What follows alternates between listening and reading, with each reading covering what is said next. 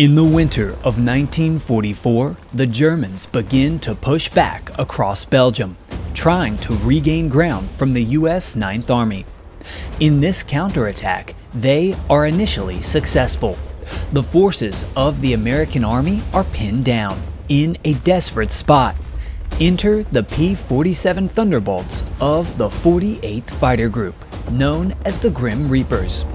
This would be the unit that played a key role in supporting the Allied ground forces, battling against intense flak, fighters, and even weather. In this video, we hear from one of the men who was actually there, in the cockpit of a Thunderbolt. At 300 miles an hour and 100 feet off the ground, he rained down fire on the German lines, hoping to save the American forces from the impending German army. Now let's dive into the archives, hear the story, and relive the mission. It is early 1941, and while chaos ensues in both Europe and Southeast Asia, the United States is still a neutral nation in the war. And although all is peaceful in America, the United States government had already begun to foresee what was coming, and they were aware that more aviators would be needed for the armed forces. So programs had been implemented to try and draw in young men to prepare them for service, specifically in aviation. One of these young men that would be drawn in was a Pennsylvania boy by the name of Ed Cottrell, getting his first taste of flying just before the United States dramatically entered World War II. The government had a program called the College Pilots Training Program, where you could go to an airfield and get 30 hours and get your license in a Piper Cub to get you indoctrinated if you were interested in going into flying in the military. So I thought, well, I'm going to try this, I'm going to do it. So I did. And then in my off time, I was able to get 30 hours in a Cub and got a pilot's license, and that got me excited about flying. With the attack on Pearl Harbor in 1941, the world was officially at war. But Ed Cottrell decided to join up in 1942 before he could be drafted. And having already done some flying on his own, he knew that he wanted to be a pilot in the service. But the question still remained, what branch would he fly for? And I was really interested in flying for the Navy because I liked the uniforms. And that got me excited when I saw the Navy uniforms. And so I passed the flight test for the Navy, and then I went over and took the flight test for the Army Air Corps and passed that. The Navy said, if you join us, you'll go tomorrow. And the Army Air Corps said, if you join up with us, we'll send you back to school. You go back to school, and we're not ready for you. We'll call you in the next month or so. So that's a no-brainer. I went back to school. A few months later, Ed was called upon by the U.S. Army Air Corps. Here, he was sent to basic training, and after passing this, requested to fly fighters. He was granted this choice and was sent to advanced training to become a single-engine fighter pilot. But as excited as he was, his joy would quickly be quelled when he met his next aircraft, the P-40 Warhawk. The P-40 I did not like.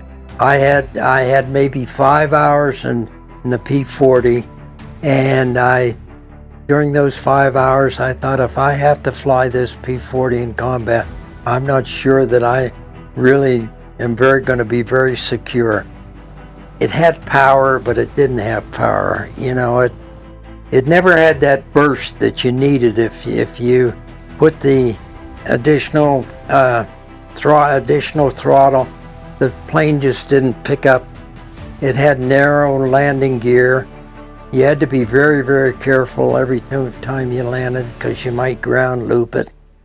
And the 5 hours that I flew, I was not very happy with it. Fortunately for Ed, this is not the aircraft that he would be assigned to. Shortly into his time at advanced training, his group of trainees were presented with a new aircraft, the one that they were told that they would be flying into combat. This would be the P-47 Thunderbolt. And his first impressions of this aircraft were quite different. I wondered how a plane with that big of an engine and that size could fly. But once I got into it and got in the cockpit and turned that engine over and listened to it run, I knew, boy, I was in good hands. It was just a fantastic airplane. You looked at it, it looked like it could fly, and it was an outstanding plane to fly. Cottrell's initial read would be correct. The P-47 had become the backbone of the U.S. Air Force and was being utilized in every theater of war. It handled well enough in the air, but more importantly, it was rugged. Being a radial engine, the Jug, as she had become known, could take a beating and still make it home. Her pilots loved her, and she took good care of them in return. Ed was thrilled, and little did he know that he had just met the aircraft that would eventually save his life. But for now, he was still stateside with just a few weeks of training left. That was just enough time to get into some trouble. One other experience we did, we were told we could go out. The four of us were sent out on formation flying, and we decided we'd fly formation under the Salt Lake Bridge, and we flew under there. We came back to base, and the commander was livid. Got all these phone calls from people in Salt Lake City, and he really didn't want to find out who did it because they needed pilots, and he didn't want to wash any pilots out. But he let everybody know that was off limits. Don't anybody ever get near that again. But we four of us flew under the Salt Lake City Bridge in formation. Fortunately, Ed and his squadron mates escaped punishment, and shortly thereafter received their official combat assignment. They were headed to war to fight the Germans. I was assigned to go to Europe, and I boarded a ship in New Jersey actually, and it was called the Ile-de-France.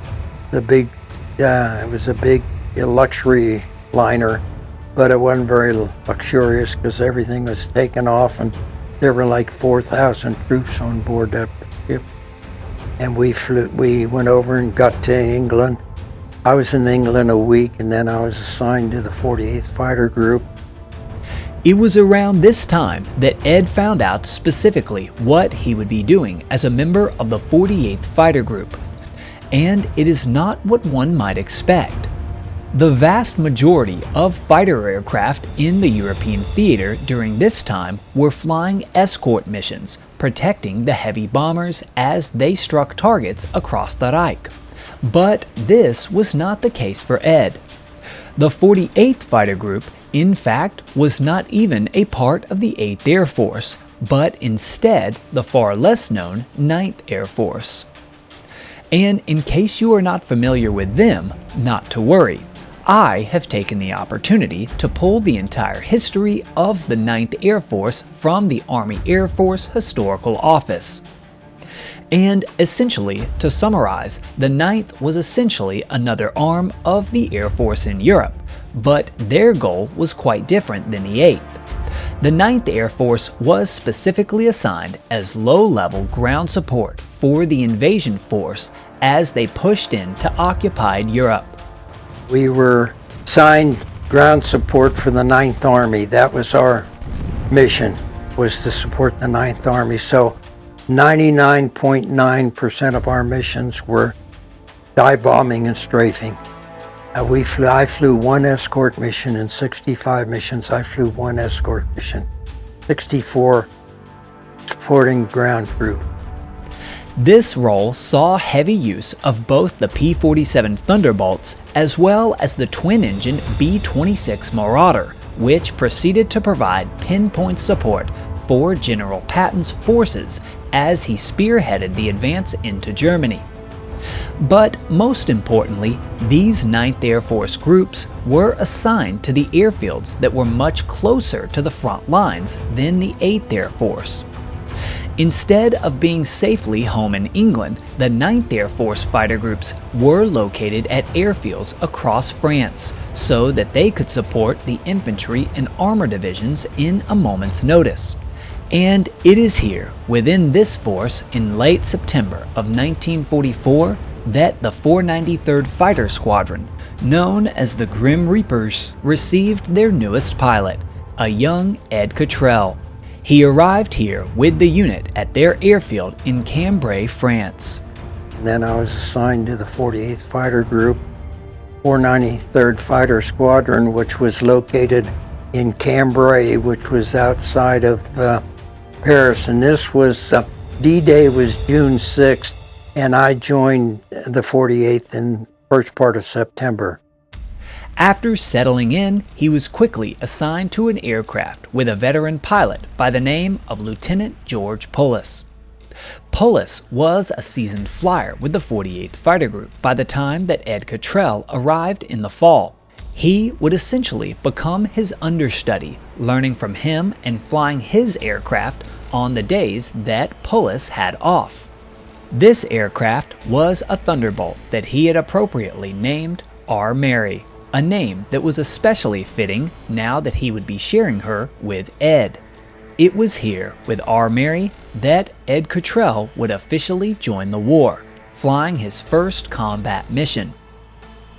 Looking at his flight log, we can see that he was transferred to Cambrai on September 28th of 1944, and then would fly his first combat mission in October. The first combat mission I flew, I was the last group of the 12, and I just followed along. And I guess because I was older than most of the pilots, when I was 21 when I was there. Most of our pilots were 18. I'd been 4 years in college. I guess I knew what to expect. I had good training. I was prepared for it. I flew between 3 and 5 combat missions from Cambrai, and most of our missions, as I remember, the early missions were mostly after trains and trucks and vehicles. That's basically what we were doing. We're trying to eliminate supplies. These early missions were oftentimes easier ones for the newer pilots. But nonetheless, in Ed's earliest sorties, he started to learn the ropes and quickly found out what was the greatest threat to the pilots of the Grim Reapers, German flak. I got indoctrinated with flak, seeing flak for the first time, and these guys said, "You're going to see a lot of it. You just got to hope that it doesn't hit you, because it's deadly." If you went after a train, they had a lot of flak guns on those trains.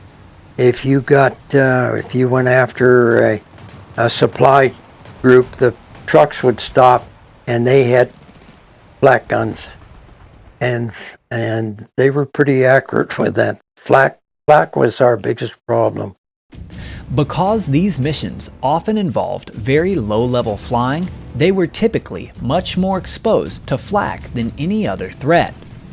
And since German flak crews had years of experience and very few losses, they were some of the best in the world. You simply had to fly and hope that they missed. It was a threat that was nearly unavoidable. As the days went by, the 9th Army continued its advance. This also meant that the 9th Air Force would also have to advance to support the next area of conflict. And with winter approaching, it became clear that this next area of focus was Belgium.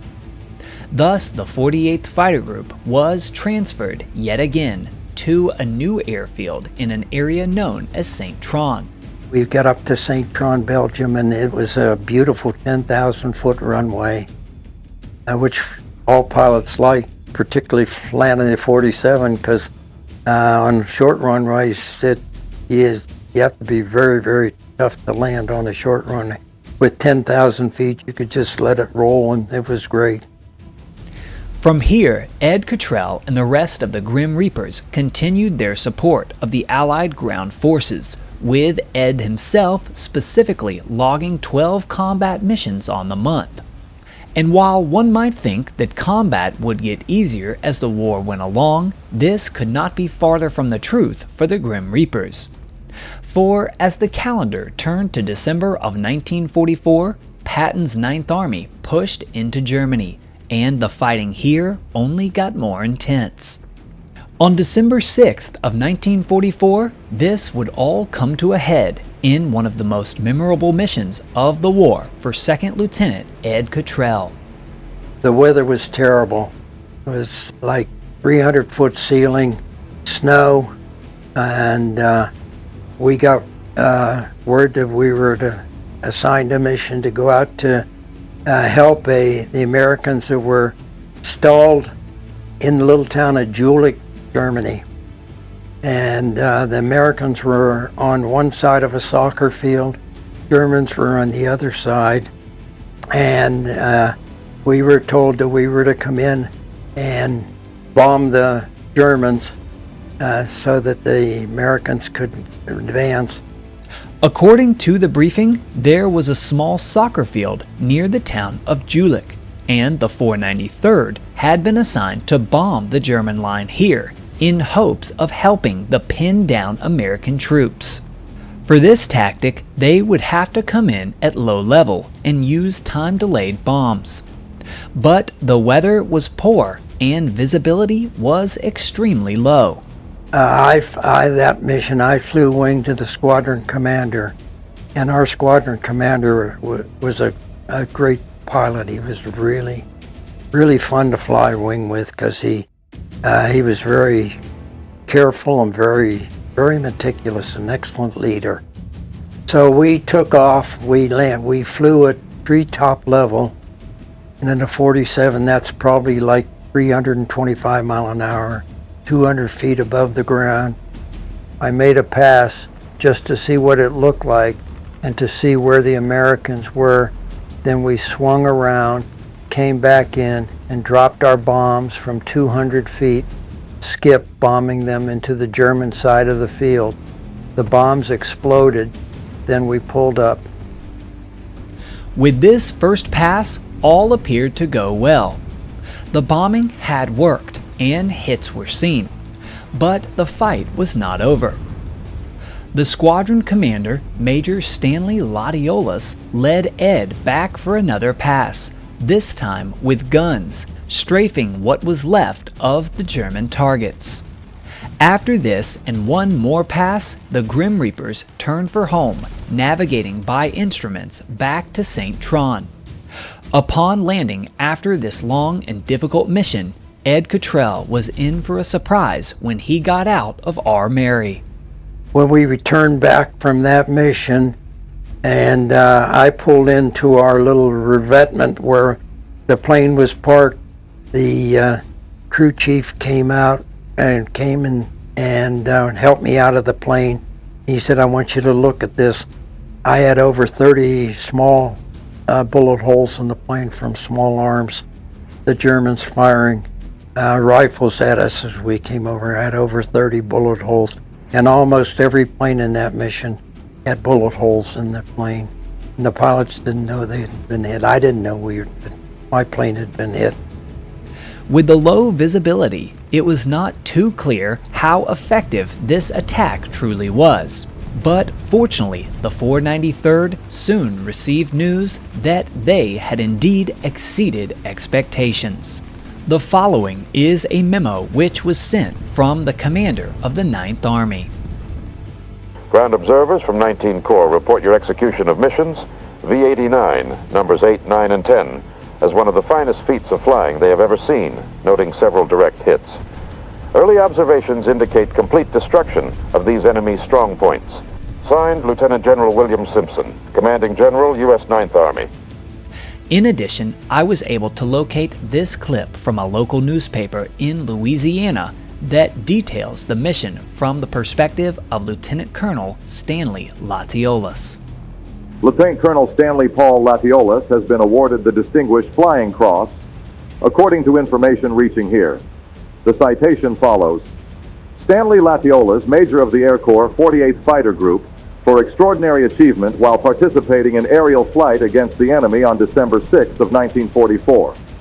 While leading his squadron on a bombing mission of great urgency to the ground forces, by his superior leadership and outstanding combat skill, Major Latiolas located and successfully attacked the assigned target under the most adverse weather conditions, with bombing and 2 subsequent strafing attacks, all at extremely low level, with such marked success that a serious threat to Allied forces was eliminated. By his outstanding ability and leadership, Major Latiolas brought great credit to himself and the Army Air Forces. All of this while Second Lieutenant Ed Cottrell and R. Mary was right on his wing. And although this mission was a massive success, the 48th could not celebrate for long. On the other side of Belgium, German forces were preparing for their largest counterattack that had yet been seen, the push through the Ardennes. This would lead to the Battle of the Bulge, one of the most intense fights of the war. And one of the units that would be at the center of this engagement would be none other than the 48th Fighter Group and Second Lieutenant Ed Cottrell.